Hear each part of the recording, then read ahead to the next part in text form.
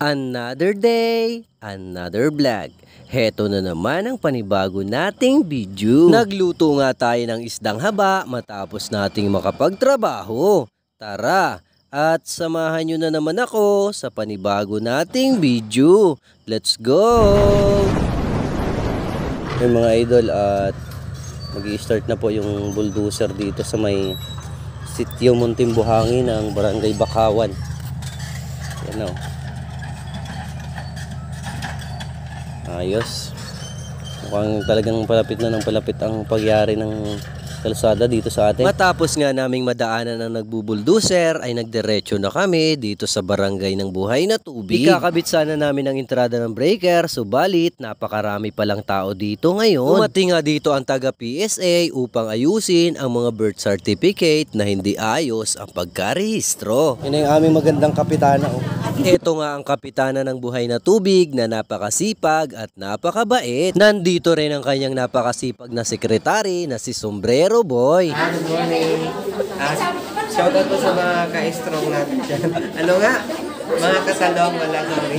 At matapos nga ito mga idol ay nag-decide na tayong umuwi sapagkat hindi tayo makakapaggawa dito. At habang nagbabiyahe nga kami pa uwi ay may nadaanan kami ditong isang malaking bangka. Ayan mga idol, at may napansin nga tayo dito na nagawang bangka. So ganda niya at malaki. Sana pagdating ng panahon makapagpagawa din tayo ng garne. Itong pangarap natin ay magkaroon ng sariling bangka. Ganda. Ang laki pa.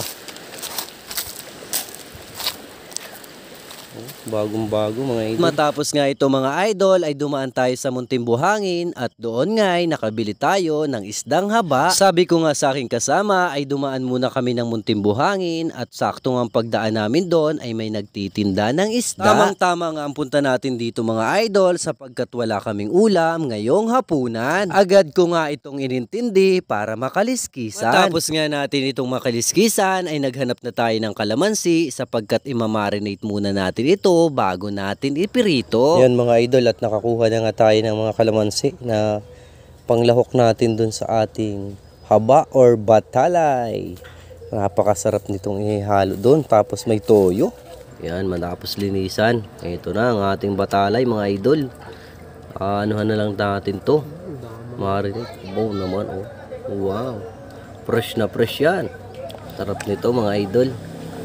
Favorite natin to, ang prito nito, minarinate muna sa toyo at kalamansi. At sa part ngang ito mga idol ay nilalagyan na natin ng kalamansi ang ating isda. After nga nito ay nilagyan na natin ng toyo para i-marinate. At matapos nga ito ay hinaluhalo natin ang mga isda para dumikit ang lasa ng mga panamya sa kanyang mga laman. At habang nakababad nga ang mga isda ay pumunta muna tayo sa kalsadang ginagawa malapit dito sa aming bahay. Sa puntong ang ito ay tinulungan natin silang mag-ayos ng hose ng tubig papunta sa amin. Agad ko ngang inakyat ang hose na nakatali sa puno ng niyog para ito'y maayos na. Maibalik na nga ang tubig papunta sa amin ay nanood naman tayo sa mga taong gumagawa dito. Mga idol, at magabuhos na sila sa gilid. Binubuhusan na nga nila ng semento ang kanilang mga batong nireprap para tumibay ito. Ganito nga ang kanilang ginagawa upang hindi tumaas ang akyatin or salungahin ng mga sasakyan dito sa may aming lugar. Tapos nga nating makapanood ng nagbubuhos ay umakyat naman tayo sa sampalok upang matikman kung matamis ito. At habang nakaakyat nga tayo sa sampalok mga